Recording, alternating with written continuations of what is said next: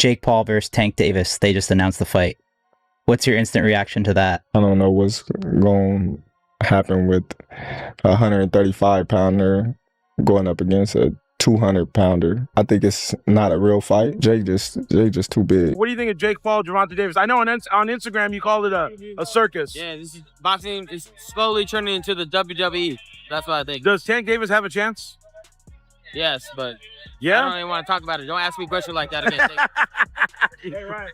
Terence Crawford has criticized the upcoming Jake Paul versus Gervonta Tank Davis fight, saying Tank is simply too small to survive even one round. When Crawford first heard that Gervonta Davis had agreed to fight Jake Paul, he said his initial reaction was disbelief mixed with confusion. The matchup just didn't make sense to him. Davis has built his career dominating the lighter weight divisions, while Jake Paul, no matter what people say about his boxing background, is a natural cruiserweight.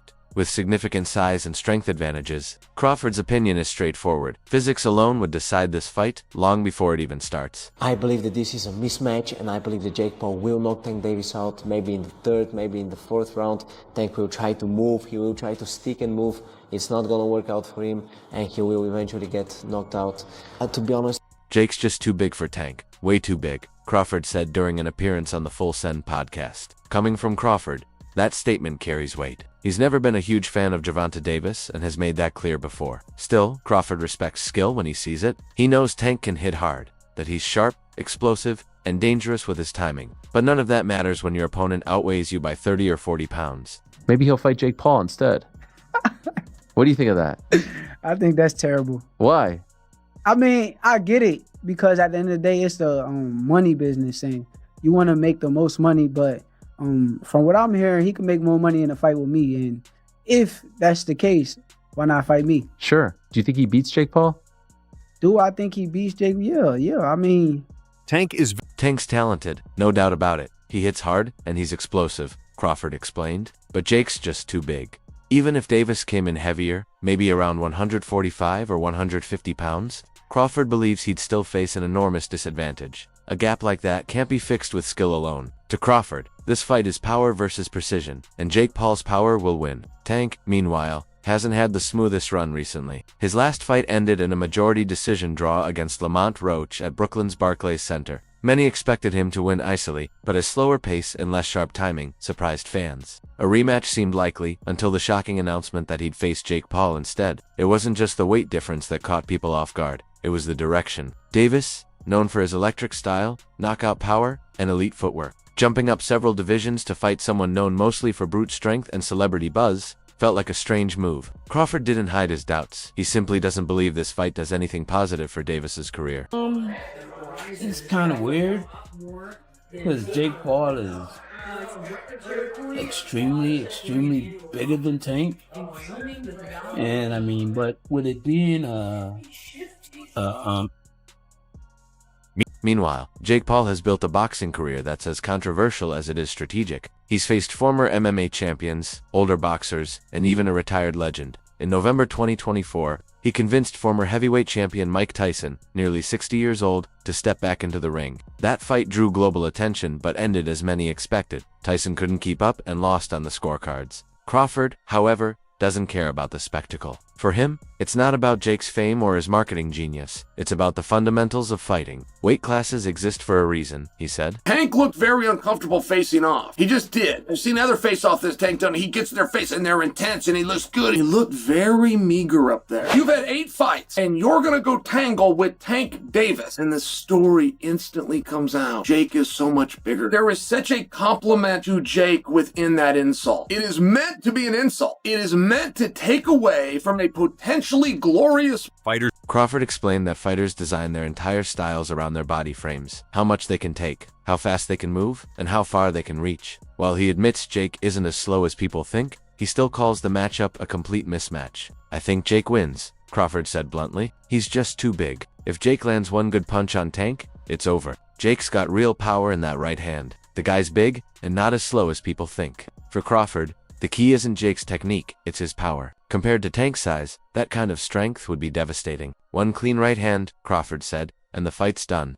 In boxing, even a 10 or 15 pound gap makes a huge difference. So at 40 or 50 pounds, it's night and day. This face-off, Henry, what are your thoughts here?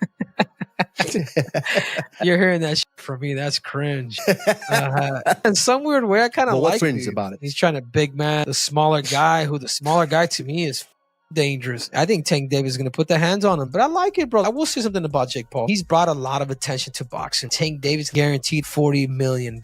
If you were in that position, would you fight Jake Paul? Oh, hell yeah. You got to give Jake Paul his... Still, Crawford admits he'll be watching. Despite his criticism, he's curious. There's something fascinating about fights like this, he said. The absurdity, the spectacle, the what-if factor. He knows it's not traditional boxing, but he also understands why fans love a good show. And Jake Paul, for all the criticism, knows exactly how to sell one. 133 pounds, a 5'7" wingspan.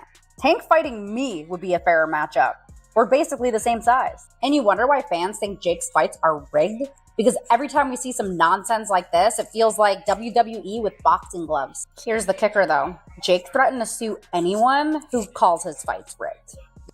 Even with the critics, Tank's camp believes this is the right move. Gervonta Davis's longtime trainer, Calvin Ford, insists his fighter made the right decision by turning down an immediate rematch with Lamont Roach. According to Ford, Davis had nothing left to prove. Their draw at Barclays Center had already given Roach the biggest moment of his career. A rematch, Ford said, wouldn't do anything for Davis's legacy or his bank account. Jake was, he ain't gonna fight back. He said, fat. So I said, you gotta take him serious. You get what I'm saying? Because he talked about, he had you on a hit list before this fight even happened. So his mental is on you.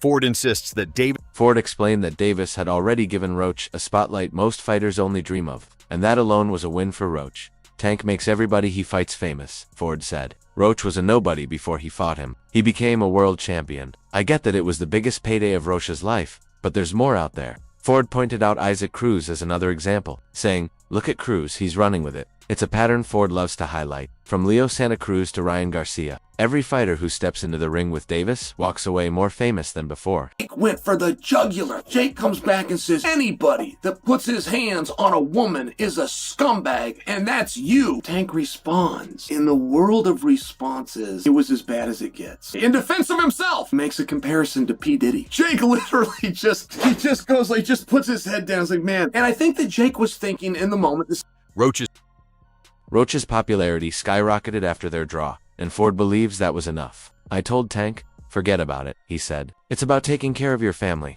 Ultimately, Davis made the final decision himself. He's never hidden his priorities. While many fighters chase titles and legacy, Davis has always been upfront about chasing the biggest paydays. He's even admitted he's grown tired of boxing and doesn't feel the same motivation. Point still stands where it stands. Jake Paul wins this fight. I already bet Gervonta Davis in the DMs.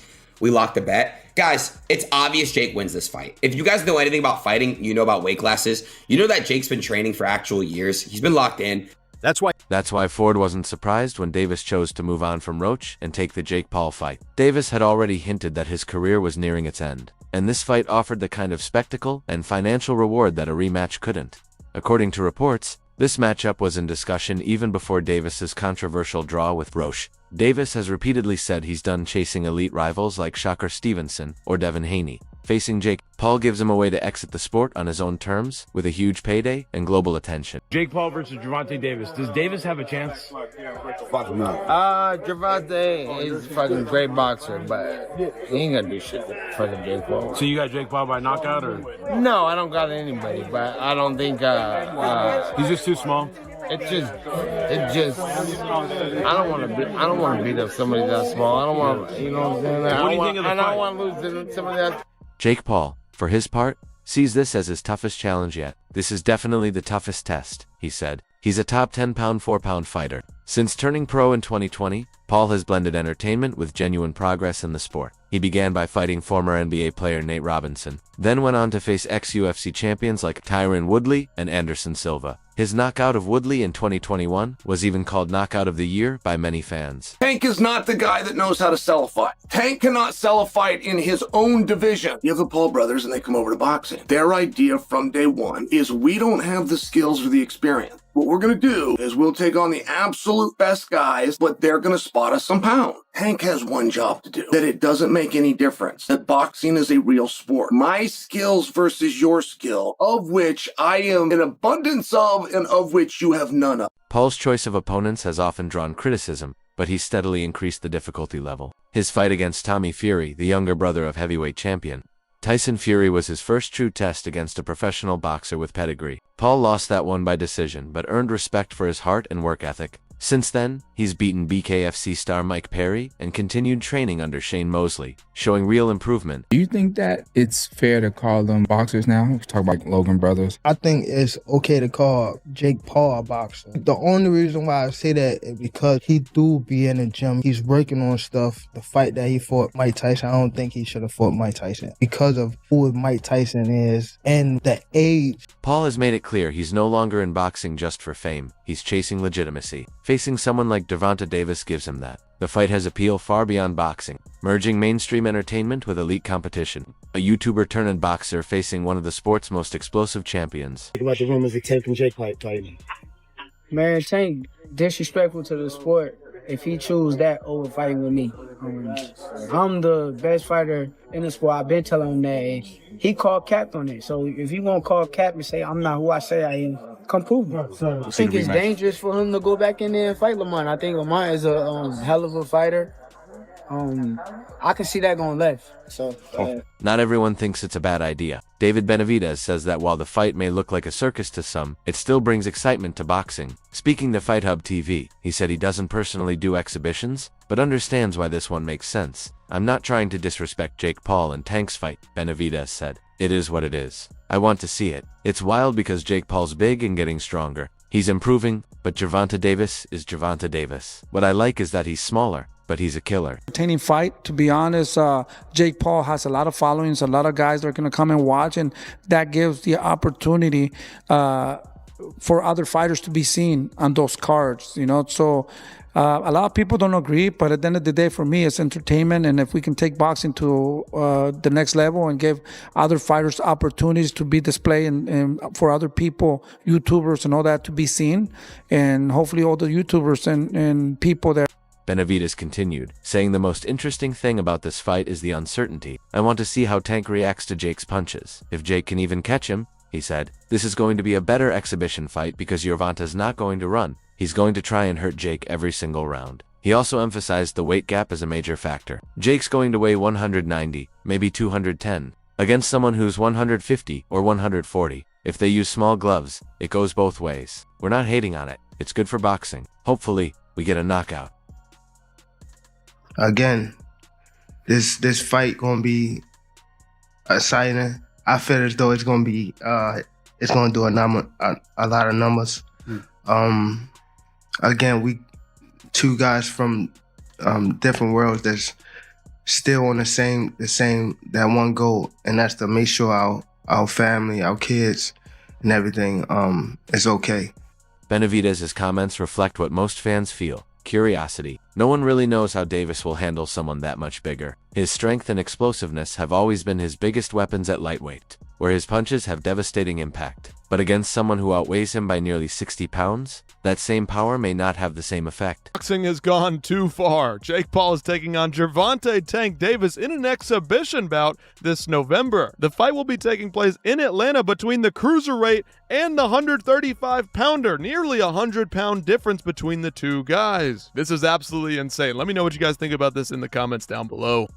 Jake Paul has built his brand by taking big risks and backing them up with non-stop promotion. He's called out everyone from Canelo Alvarez to Conor McGregor, and even teased a possible heavyweight showdown with Anthony Joshua. That fearless attitude keeps people watching. Promoters Eddie Hearn and Nikisa Badarian have even claimed that a Paul versus Joshua fight is already in agreement, planned for after Paul's November bout. Whether it happens or not, it shows just how ambitious Jake is about creating crossover moments in boxing. Bro, you can't be mad at somebody for doing what they feel is best for them. Will it impact Tank's legacy if Jake Paul were like to beat him or even like knock him out? Dude, Tank's a 3-division world champion, 4-time 3-division world champion. At the end of it, bro, you can't take anything away from him. Bro, you can't be mad at somebody for doing what they feel is best for them.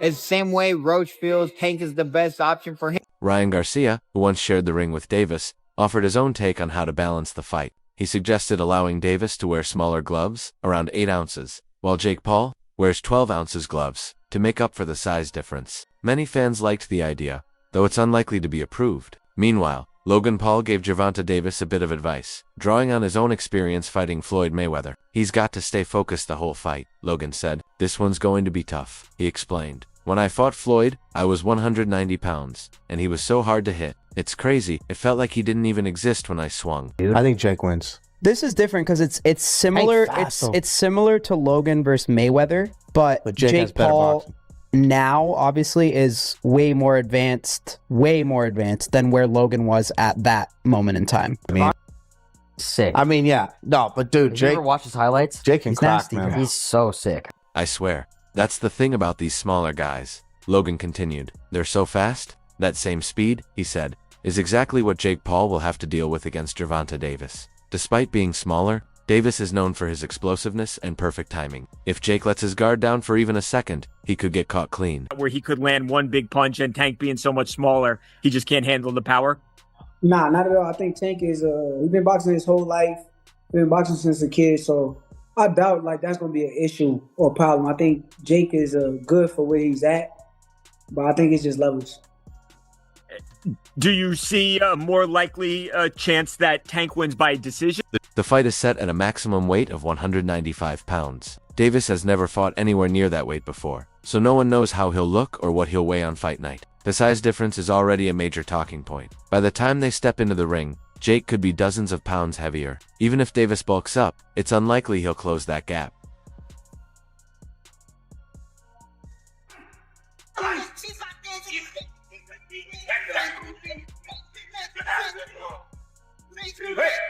That's why fans were surprised when Davis seemed uncertain about the weight rules during the official press conference. He looked visibly confused as Nikisa Badarian, co-founder of Most Valuable Promotions, explained the fight details. There will be a winner, Badarian said, because both fighters agreed and the commission approved. The maximum weight is 195 pounds. The fight will be 10 rounds of 3 minutes each, with both fighters wearing 12 Oz gloves. He was talking about fighting Joshua, which is heavyweight, and now he's saying about fighting Tank.